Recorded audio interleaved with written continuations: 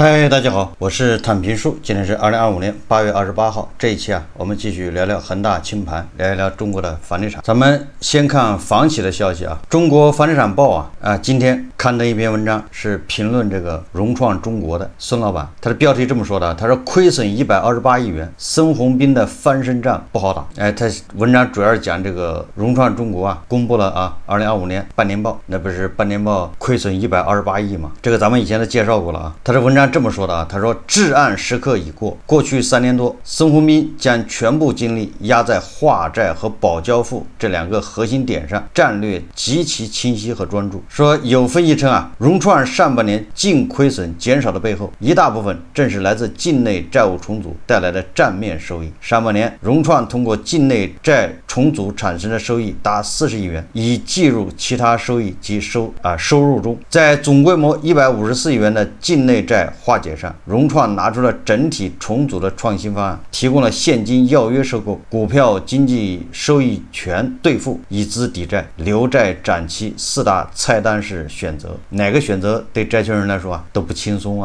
针对95亿美元约合人民币680亿元的境外债务，融创的化解方案是全额债权转股权，就是把债权人变成股东，债务基本清零。实际谈判推进较为顺利，其中未偿还本金总额超75%的债权人已签署重组支持协议。关于这个融创的债务重组，我在节目中也介绍过好多回。这个不管它是怎么重组，不代表它已经逢凶化吉不代表它已经安全上岸，只是把雷往后顺延了。一个房企它不管它的债务怎么重组，对吧？最终是要看什么？看它的可持续经营能力，也就是看它还能不能赚钱。如果它未来还能赚钱，这个市场越来越大，它就有了还债的希望。不管是股还是债权，对吧？股权那它有了价值，它的股权也会升值，要么它通过分红对吧？你持有股权，你那个钱也可以慢慢收回，那就以时间换空间对吧？如果是债权，它就慢慢还，20年以后总有还的时候，但是前提是这家企业它有可持续经营能力，这个要求已经不高了那作为房企，融创它有没有可持续经营能力呢？这要打个大大的问号，对吧？它有没有可持续经营能力？首先要问韭菜你买不买房，第二个对吧？要问问港交所，它还能不能在港交所正常挂牌，对吧？要看中国未来房地产这个走势能不能容得下这么多巨无霸房企。对于出险企业而言，要真正上岸并不容易。融创要真正彻底走出来，成为一个财务健康、可持续经营的企业，还面临极其严峻的挑战和压力。第一个受大环境影响，房地产市场整体复苏情况仍有不确定性。融创复苏的根本最终要靠自身造血，即房地产销售回款。另一方面，尽管融创在全力推进债务重组，但公司仍面临不小的债务压力，以及由此引发的密集法律诉讼。如何快速激活庞大的土地储备，将其转化为销售额和现金流，也是对融创运营能力的考验。中报显示受未偿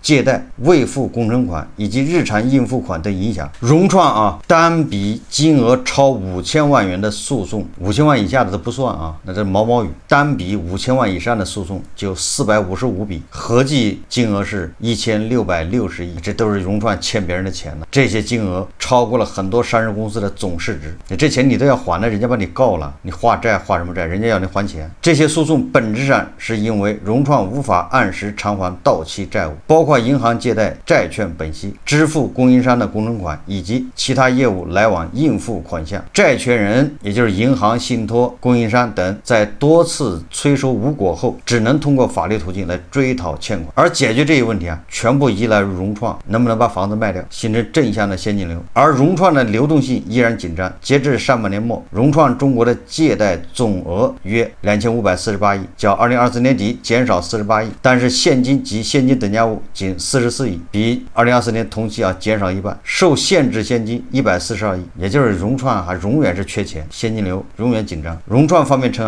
将与相关债权人协商，寻求解决诉讼的各项措施。公开债务重组之外，融创也在与其他贷款人磋商借款展期。这个文章最后说孙宏斌翻身战已经取得了阶段性胜利，但距离全面彻底翻身仍面临不小挑战。说下半场剧本的走向可能并不完全取决于其个人，一定程度上取决于中国房地产行业整体能否企稳回暖，这是个极重要因素，一定程度上实际上是是取决于韭菜啊买不买房。这文章说的比较客观了啊，意思就是说孙宏斌能做的就这些了，基本上已经尽了他所能。那能不能翻身，那全看天意，全看韭菜啊。实际上呢，现在基本上可以得出结论了，翻不了身。原因很简单啊，一个是人口是断崖式下跌，对吧？人口那个曲线在急剧往下走，现在越来越快，下降速度越来越快。时间并不站在孙宏斌这一边，就他越往后拖，他面临的困难越大，因为这个新生儿在下降，对吧？这些人本来这些人过10年20年就该买房了，成为那个刚需的主力军，结果刚需的主力军是急剧下降。不光孙宏斌啊，那万达的王老板是不是就已经高枕无忧了呢？王老板最近在新疆克拉玛依露面，对吧？某种程度上，实际上这也是个信号啊，也就是标志着王老板他已经达到了一个新的阶段，至少他的债务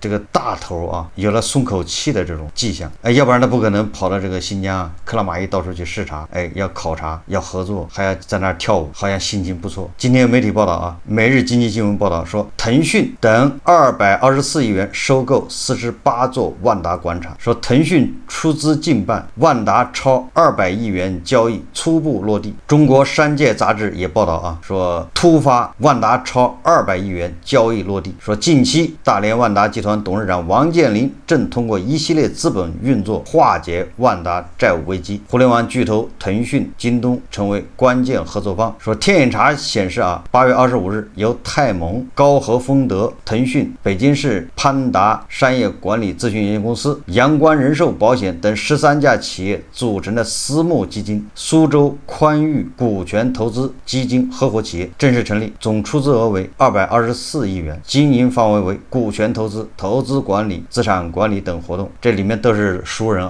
也经常听我节目的知道这个什么泰蒙、白衣骑士泰蒙、腾讯、京东、阳光保险。但你发现这些名单的时候，你就知道了，这所谓的什么200亿元什么交易，你怎么说都跟过去那个债有关系，还是在画过去那个债原汤化原石也就是这个什么京东、腾讯、泰蒙，他并没有拿现金进来，无非把过去账面那个债重新揉吧，对吧？重新搞个这个计算方式，搞个比例。你没有增量资金进来，没有新鲜的血液进来，你也解决不了问题。所以说你看到这样的媒体报道，就以为说王老板就可以高枕无忧了，实际上不是这就是某种程度上的债务重组，跟那个融创一样成立这样的一个股权私募基金对吧？这个并没有出现新增资金进来，恐怕都是以前的债转过来的。一转过来之后，那这个私募基金再去把王老板手上的48家万达广场给装进来，给买进来，这不就是顶账吗？但是对王老板来说这也是个好消息，因为他这48家万达广场都卖不掉对不对？卖了这么长时间卖不掉，那作为原来的债权人，这个腾讯、泰蒙只能硬着头皮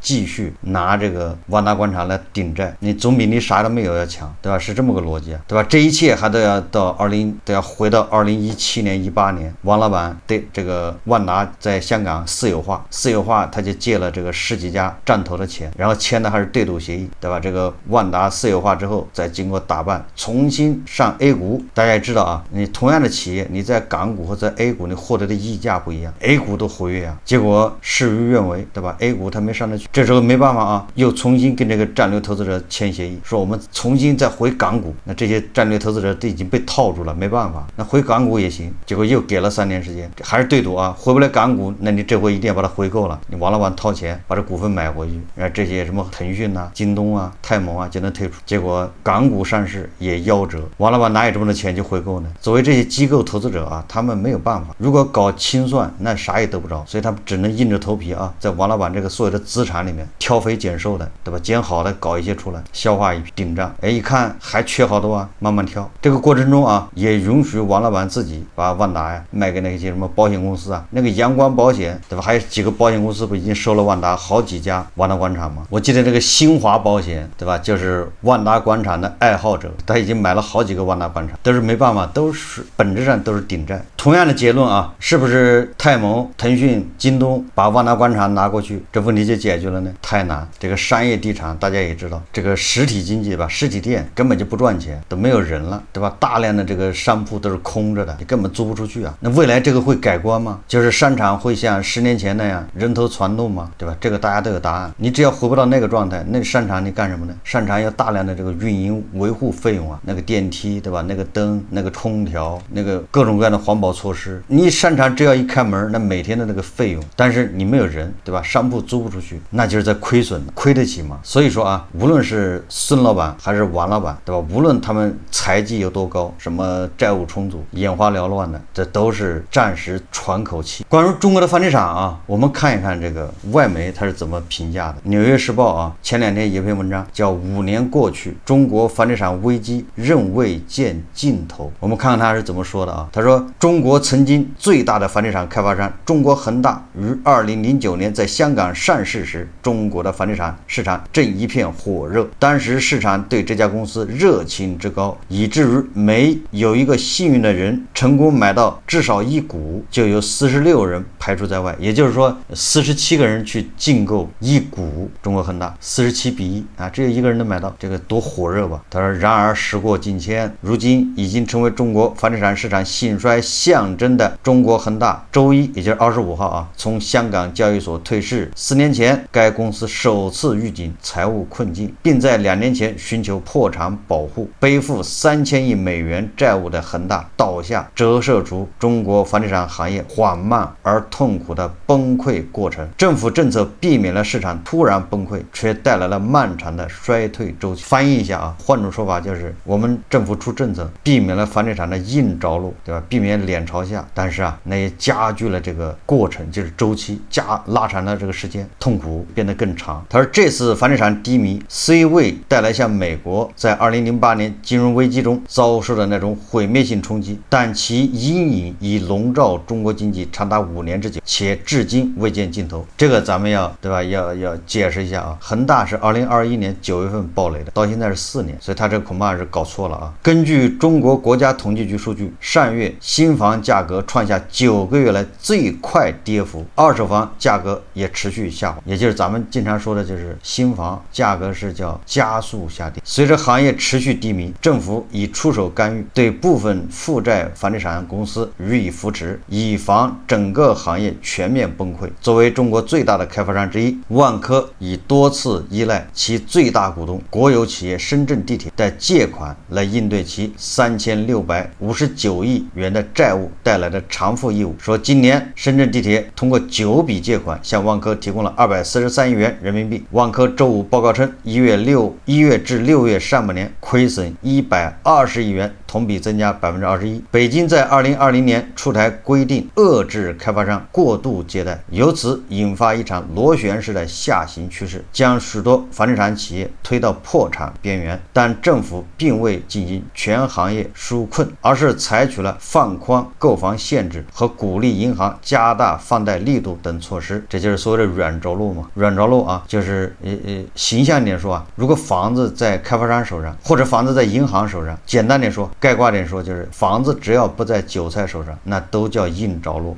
房子到了韭菜手上，对吧？韭菜把按揭贷款给背上，这就是软着陆。因为韭菜多啊，韭菜垫在下面，说个缓冲啊。凡是房子啊不在韭菜手上，那都不是软着陆。所以很多专家，对吧，建议政府把房子收走。你政府把房子收走了，你还不是硬着陆吗？房子又没到韭菜手上，对吧？政府背着和银行背着不是一回事吗？大家都是左口袋右口，开发商背着那有区别，国有开发商背着那还是政府的。只有民营房企背着，那但是民营房企他也不背啊，他都是银行的，他不行他就倒闭了，反正麻烦扔给银行。所以你看啊，咱们说1000道1万，都是希望啊韭菜去买1套，不行买2套，不行买3套。北京的5环外，上海的外环外都不限制，对吧？当地人你买10套都行了，什么意思啊？就是让你给背上，对吧？你都把这房子背完了，那就是软着陆了。哈佛肯尼迪学院高级研究员科利尔表示啊，说说其结果是痛苦将持续很长一段时间。这与2015年前后中国上一轮房地产严重低迷时期采取的措施截然不同。当时北京耗资数千亿美元，通过现金补偿方式鼓励中小城市居民换购新房。虽然该政策重振了市场，但也引发了由开发商过度负债推动的新一轮建设热潮，对吧？也就是加杠杆上瘾了。恒大、融创都是那个时候赌对了方向，形成路径依赖。那后面政府说啊，这个房住不炒3条红线，这个时候他们已经停不下来了。他们本来呢还指望着下一轮这个大放水这个救市，所以啊，悲剧就这么发生的。科利尔指出啊，中国对于向房地产市场投入更多资金填补窟窿非常谨慎，并补充说啊，中央政府根本不会去救地产业。虽然部分大型开发商仍在尝试债务重组，众多较小的开发商已经倒闭。此次低迷更重创了房地产繁荣周期中衍生的各类行业，包括建筑、房地产销售和景观设计，无数企业如工作岗位受到冲击。本月，香港高等法院下令中型房地产开发商华南城控股清盘。此前一名法官裁定该公司在其重组计划上没有取得实质性进展。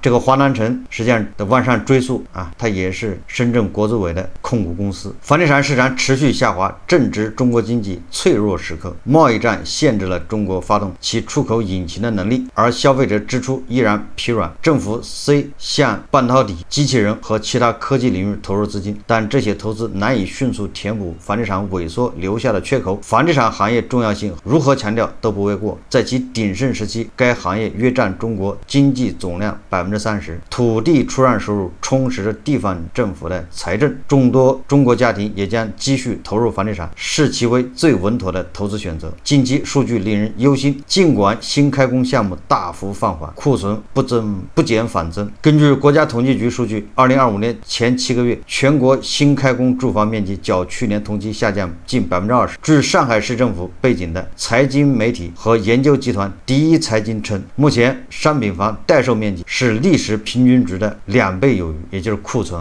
这增长了1倍，房子越卖越多。今年2月，35岁的维多利亚于，也就是这个一个人名将她与丈夫在中国中部工业城市合肥共同拥有的一套公寓挂牌出售。这个维多利亚于说，3年前他们以234万元的价格买下了这套房子，并另外花费56万元进行装修和购置家具。他们将这套带全套家具的房产以接近其最初购买的价格挂牌，也就是那他这装修和家具相当于白送的，234万买的，然后花了56万装修和买家具，现在挂牌还是234万卖。10多名房地产经纪人和潜在买家表示了兴趣，但所有报价都比他的要价至少低15%，也就是比他当初买的价格还要便宜15%。那这里面还搭了装修和家具那就赔大发了。15%实际上首付没了，如果他是按揭的话当买家提出极低的报价时，他非常愤怒。愤怒有什么用呢？